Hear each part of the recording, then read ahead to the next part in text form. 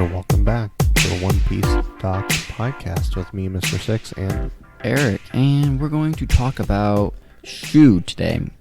The famous, the infamous Shu. So this is part of our Devil Fruit series that is still unnamed. So if you have a name for our series, comment down below. But yeah, this is the Sabi Sabi fruit, excuse me, Paramecia, and it does the extremely overpowered ability to rust any metallic weapons, and in the anime, rust your flesh. Which is pretty crazy if you think about it. That's actually really OP. We know when Zoro was fighting him, his sword just disappeared. He struck him with it, and it rusted. He touched Zoro's. It was so sad. Yeah. It was so sad. That was one of my favorite swords that he had. Just gone. It was a rather vicious moment when Oda relinquished. But I like the sword from the series. I do like how he just did it nonchalantly, kind of like in a Game of Thrones kind of fashion. There isn't some huge build up. It's just boom. Stuff happens. We weren't expecting it, and then boom. Exactly. And I know I was really sad. Like I said, that was one of my favorite swords that he had at the time. Mm-hmm. But I was happy that he because there are some mangaka that are really attached to their characters, and I don't blame them. And they won't take that risk to do something new. Yeah, or change things up at all. Yeah, I think it's good when we get change. Change is fun, as long as it's not super out there. Yeah, where was that coming from? Luffy dies, and all of a sudden Zoro's the main character, being an alien from space in Naruto. Yeah. Oh my god, I really dislike the ending of Naruto. That's a different podcast, but maybe we'll do it. Yeah, maybe we'll do a side special just because we want to talk about it. Yeah. Anyways, so back to we'll talk about our favorite, the Sabi Sabi fruit, the most OP devil fruit ever. Yeah, he literally could also rust Zoro's arm. That was crazy, but it wasn't as effective because as soon as he let go, the rust went away. Yeah, but we're gonna go back to the beginning of this and explain what we're going to talk about. So we couldn't told you guys what the devil fruit is, but we always kind of set up a parameters to what we talk about. It's the same as the other the previous ones. We're just going to talk about. We already talked a little bit about the fruits. So we're going to talk about the strategy of that fruit. So not us in particular, but how would someone use it effectively, and its awakening. What its awakening could look like, which we'll probably never see in the series. Yeah, probably not. But we can speculate, and then we'll conclude it with how we would use it if we accidentally ate the rust fruit, the most OP devil fruit in the series. So, how is it used then? So, like we said, it rusts any metallic weapons that come into contact with the devil fruit user. So you're pretty okay. It's a little bit like the Marinomi, like how I said, where okay, now I'm getting into the awakening, but it would be crazy is if you're fighting with a weapon, and if you're hitting someone with a weapon, or even just hitting them, they just start to rust. Yeah, the weapons rust and break. If he was a physically stronger character like Garp, having this, that would have been crazy. Man, you love using Garp as your template for. He's a peak character. He's a peak physical fighter, or Kaido, peak physical fighter. Give these characters. Well, I guess because he doesn't have a devil fruit. And give these characters, something like that. Mihawk, I'm sorry, bro, but you're going down. Dude, what if he had the rust fruit? That wouldn't be fair. That wouldn't be fair at all. He's like, oh, you beat me. He sends a slash that rusts you. It slices you and then rusts you. And it breaks your sword. It breaks your sword if you block it. Well, yeah, because it would rust through it and then hit you, slice you in half, and then rust you. That would be insane. That'd be a terrible death. Man, the Yeah. restless fruit is now starting to sound pretty good. Yeah, like these flying slashes. I mean, if you could, if the fruit could do that, and then if whoever ate that could do that, like a Mihawk. Mm-hmm. Yeah. Are your projectiles, dude? Yeah. What if you're like an Usopp, right? You're a ranged fighter, and you can it's like kind of like the plague, like bullets, like that was introduced in the Wano chapter. But rust bullets that start rusting. They your hit body. you and then they rust you. Ooh. Wouldn't that be okay? I That'd be can see. That'd be like not Bon Clay, but Mr. 3. Yeah. His waxing fruit, like it just slowly like waxes you, but like slowly rusts your body. Yeah. And then if you get in close contact, he just brawls you and he like hugs you and kills you. Yeah. He hugs you in half. So we saw in the anime that when he touched Zoro, he started to rust, but as soon as he let go, the rust went away. So what is that exactly? Like what does it mean? Is it like when he touches him and all that rust is forming? I know rust is like an oxidizing agent, or when oxygen reacts with the metal or metallic properties of your body, which you do. You have tons and tons of minerals in your body, which are metals. So see, like adding oxygen to them, and that like rusts your body. It like oxidizes a person. I don't know. You'd be the best person to say. Yeah, tell us. That'd be insane. I mean, and technically, it's weird though, because when he lets it go, the rust just goes away. Yeah, and that's my thing. That's where it kind of it's not as OP like a Marimara fruit, where like you turn the stone, then you stay stone unless she turns you back. But as soon as he lets go of you, then you start reverting back. But I'd say like I guess the only way this could be a viable fruit is if there is an awakening, and like the awakening part of that is where you touch someone and they would stay rusted. Mm-hmm. Yeah. Or they wouldn't have to touch you at all. They could just, oxidize you by using the air.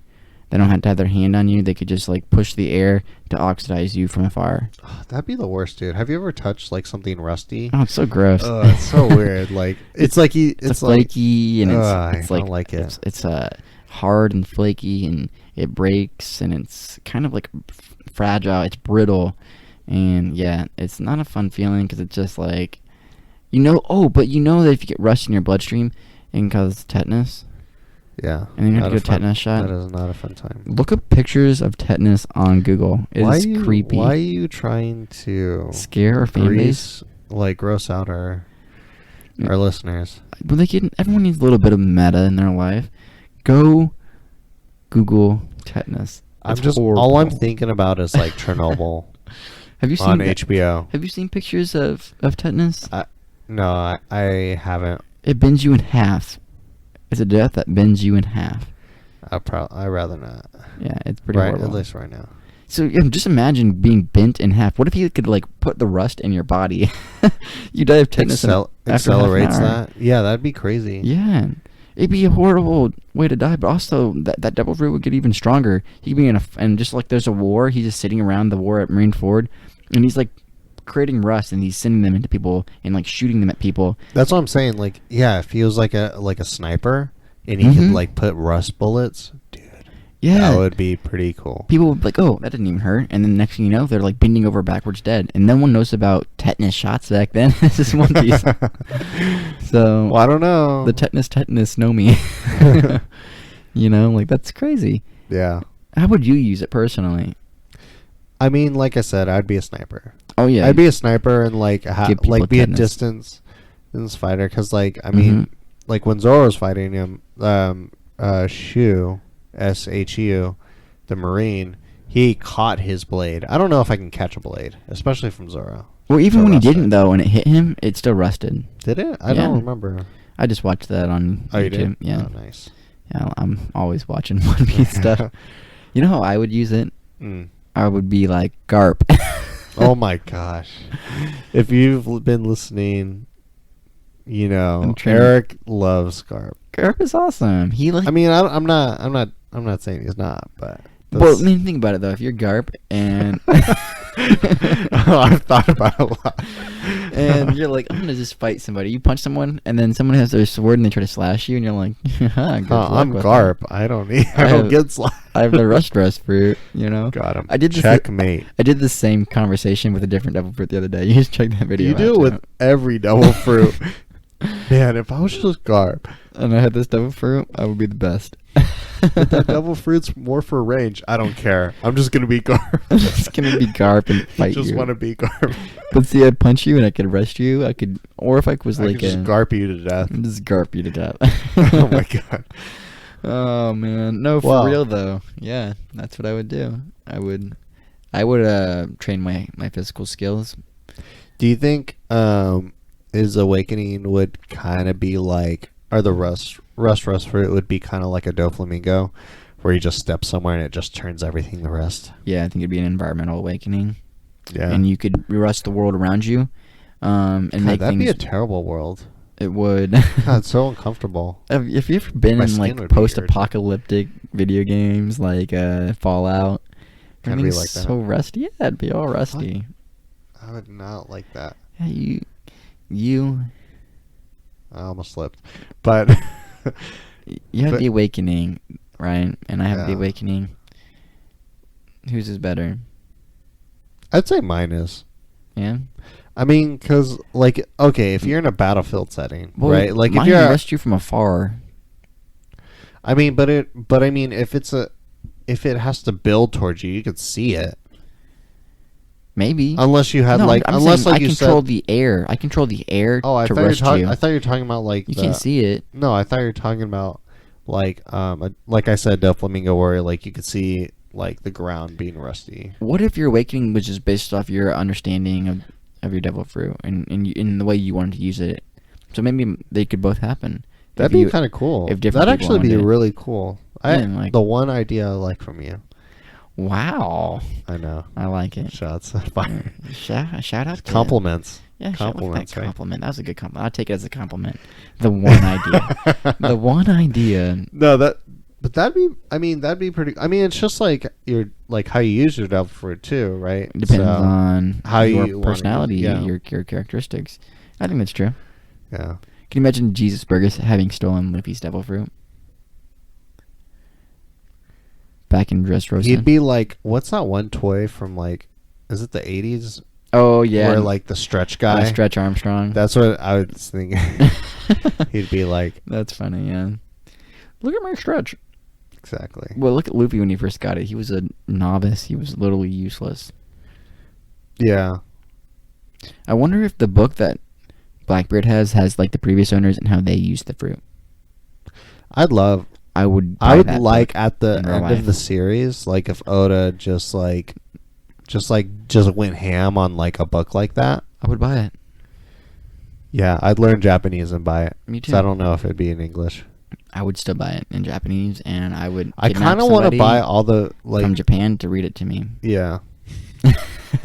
I would just teach my fiance the learn or I just have my fiance learn Japanese.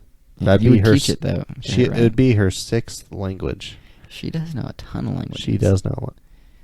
But and you know how many languages I know? 1. I also know 1.5. I shouldn't have passed like 3 levels of Japanese in high school. Yeah, I passed 3 levels of Spanish, and I can say, "Que hora es?" I can also say "Arbiles," and "Yo llama Eric." Translate that below, because I had no idea what he said. My name is Eric. Oh. No namae wa. How do you, Hachi. No, Hachi is 6. No, Hachi's 8. Roku des. I'm gonna get. What is I'm that? gonna get What is like that? killed in the comments. What is that? Namae wa is name. Oh, it's 6. I like it. Yeah. I like it. I couldn't like. Gosh, It was funny because I was cleaning out my room and I just found a ton of like, kanji practice sheets. So I was just like, I found mine too, probably like 3 years for ago. like Spanish. Yeah, for Spanish. They're in a little shoebox. I used to put all my stuff in shoeboxes. I threw that. I still threw have that my stuff shoe out. boxes. I threw mine out. But yeah, so the rust fruit, crazy fruit, man. Most OP fruit. Let us know how series. you guys would use it in the comments. Yeah. And if we did a pretty solid discussion of this, like, let us know what you think. But Agree, definitely- disagree. How would you use it? What do you think the awakening would be? All that stuff. And if you guys And want to then have a fight in the comments, we'll fight. Yeah, we'll fight you. Yeah, we'll fight. But we'd rather love you. We'd rather love you because we want to spread love, not war. Exactly. But if we have to go to war, we will. The Great Pirate War. The Great Pirate War. Part 2. Part 2. All right. So check us out on Instagram at onepiece.doc.podcast. Like and subscribe to this video. And this is Eric. This is Mr. Six. And we're out. We'll see you back at the dock.